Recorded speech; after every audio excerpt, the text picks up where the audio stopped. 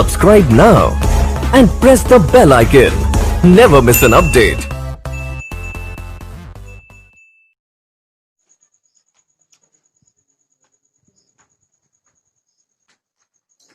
Good morning everyone. आज दिनांक 21 अगस्त 2020 कक्षा 11 रसायन विज्ञान में हमारा पाठ चल रहा है। रसायन विज्ञान की कुछ मूल अवधारणाएं, जिसमें आज हमको पढ़ना है मोल से संबंधित कुछ प्रश्न। तो पिछली कक्षा में हम बता चुके थे कि मोल बराबर होता क्या है। तो हम बता चुके थे कि जो मोल बराबर होता है, मोल होता है वो होता है दिया गया भार, दिया गया भार बटे अनुभार। मोल बराबर होता है दिया गया भार बटे अनुभार। अब इसमें देखिए, अब ये तभी समझ जाएगा जब इसके प्रश्न करेंगे। तो हम एक क्वेश्चन लिखते हैं। इसमें क्वेश्चन क्या लिखते हैं, जैसे लिखते हैं 36 ग्राम जल में, 36 ग्राम जल में मोलों की संख्या ज्ञात कीजिए, मोलों की संख्या ज्ञात कीजिए।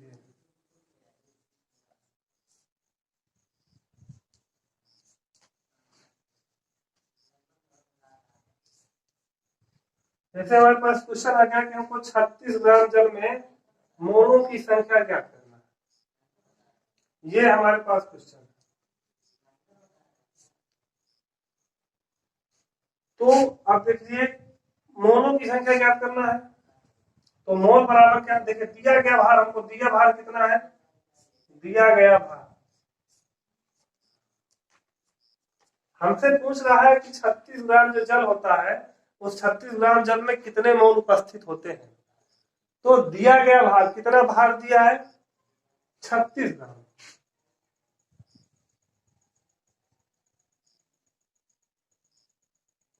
छत्तीस ग्राम जल दिया है और 36 ग्राम जल में मोलों की संख्या पूछा है।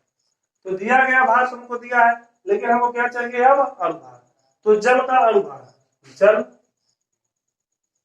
ब्रैकेट में H2O का अनुभार,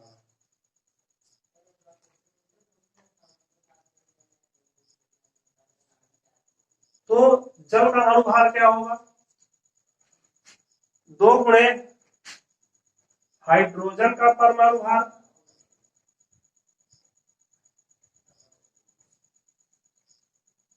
प्लस ऑक्सीजन का परमाणु भार,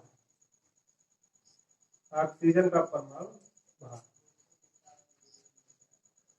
तो 2 गुणे हाइड्रोजन का परमाणु भार 1 होता है और ऑक्सीजन का कितना होता है, 16। तो 2 गुणे 1 2 हो गया, 2 और 16 क्या हो गया, 18। तो ये हो गया जल का अनुभार, H2O का अनुभार कितना हो गया,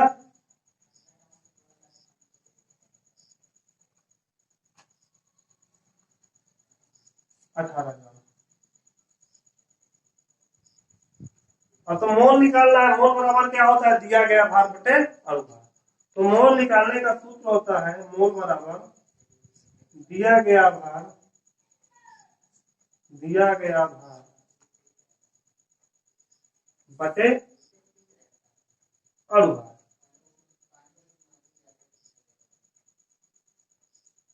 तो दिया गया भार इसमें कितना है, हमारा जो दिया हुआ भार है वो दिया है 36 ग्राम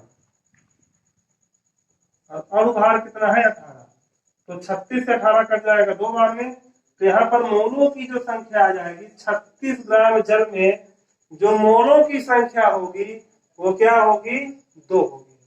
कहने का मतलब 36 ग्राम जल में कितने मोल उपस्थित होंगे, सिर्फ 2 मोल उपस्थित होंगे। नोट कर लीजिए।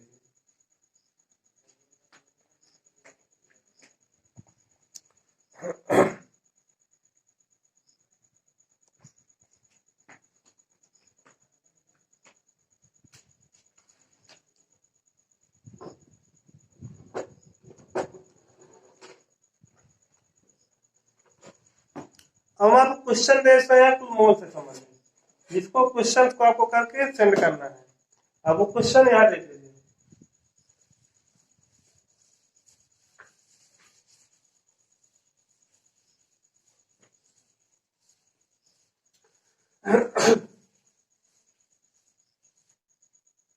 क्वेश्चन आपको दे रहे हैं वो सॉल्व करके आप सेंड करेंगे। क्वेश्चन है निम्न में मोलों की संख्या ज्ञात कीजिए।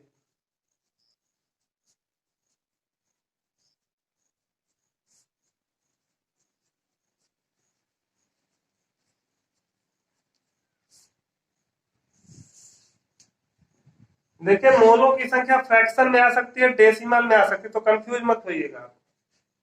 फ्रैक्शन में भी आ सकती है और डेसिमल में भी आ सकती है। 0.1 आ सकती है, 0.01 आ सकता है, तो उससे ज्यादा कंफ्यूज नहीं होना आपको। पहला है 73 ग्राम HCl, 73 ग्राम HCl में मोलों की संख्या क्या है। दूसरा है 1.8 ग्राम ग्लूकोज, ग्लूकोज अब ग्लूकोज का सूत्र आपको पता है C6H12O6।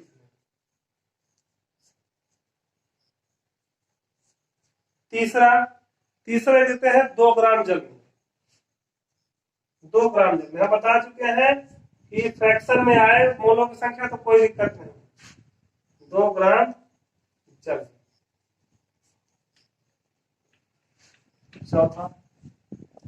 चौथा हमारा है 6 ग्राम यूरिया में, 6 ग्राम यूरिया में।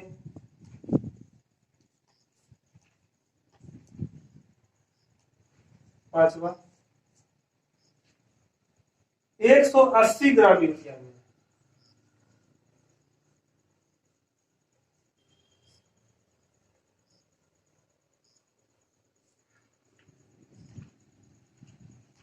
अगला ये हमारा क्वेश्चन है 44 ग्राम CO2।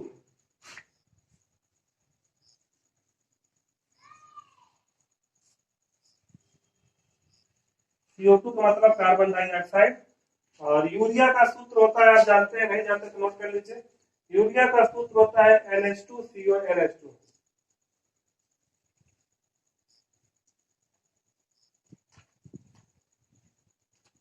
तो इन सभी में आपको क्या निकालना है, मोलों की संख्या ज्ञात करनी है। ये कुछ क्वेश्चन आपको दिए हैं जिसे आप करके हमारे नंबर पर सेंड करेंगे, नोट कर लीजिए।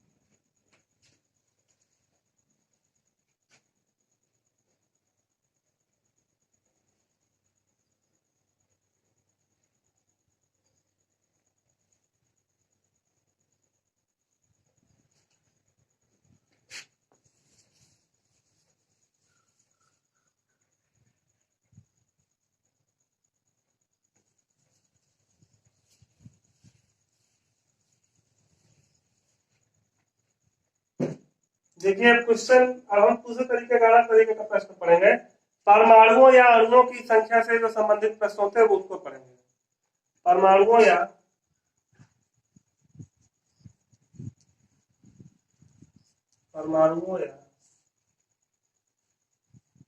अणुओं की संख्या पर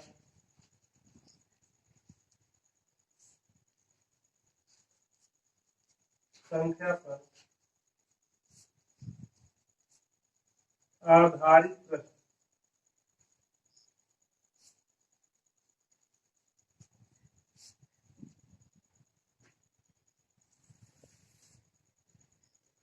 क्या पढ़ना है, परमाणुओं या अणुओं की संख्या पर आधारित प्रश्न।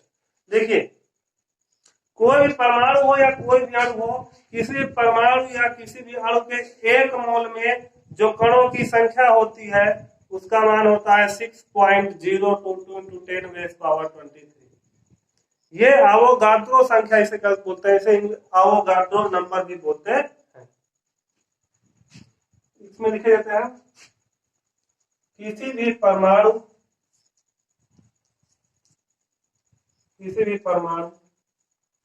या किसी भी अणु के एक मोल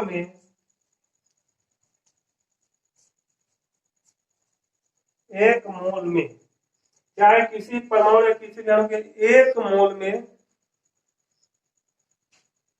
कणों की संख्या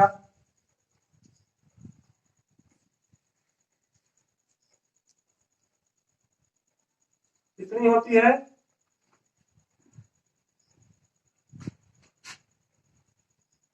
6.022 गुणे 10⁻23 होती है। इस संख्या को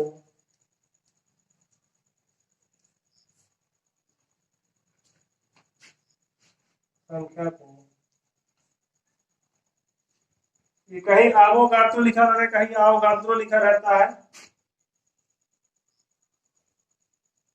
आवोगाद्रो संख्या कहते हैं।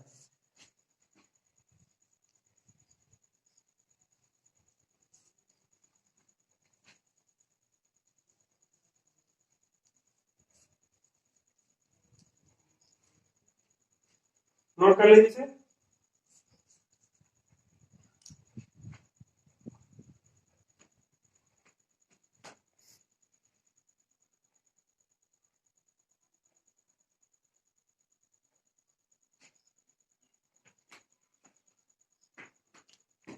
तो अब इससे संबंधित प्रश्न हम पढ़ेंगे अगले वीडियो में। तब तक के लिए गुड बाय। और इसके अगले वीडियो में हम पढ़ेंगे इसके आगे के इससे संबंधित अनेक प्रकार के प्रश्न। अभी मोल हमारा थोड़ा कुछ दिन पढ़ेंगे इसे अच्छे से, अभी और डिटेल में थोड़ा पढ़ना है इसे। इसमें अब जानकारी जितनी थी मोल में उतनी है। परमाणु अणु का स्वयं का जो भार होता है मोल होता है, और किसी परमाणु के एक मोल में जो कणों की संख्या होती है वो कितनी होती है? 6.022 10⁻23। मतलब 6.022 गुणे 10⁻23 होता है। तो ये तो हम इतना इसमें जनरली अगर समझने की बात तो सिर्फ इतनी है, लेकिन इसमें सवाल कई तरीके के पूछता है। तो इससे संबंधित जो भी प्रश्न हमको मिलेंगे वो हम क्या करेंगे, इस चैप्टर में पढ़ेंगे मोल से संबंधित प्रश्न। इसके आगे भी आगे के इसमें ज्यादातर जो बचा हुआ है वो सवाल ही है। आंकिक प्रश्नों को इस चैप्टर के अंतर्गत अधिकांशता जो है हल करना है। Good bye.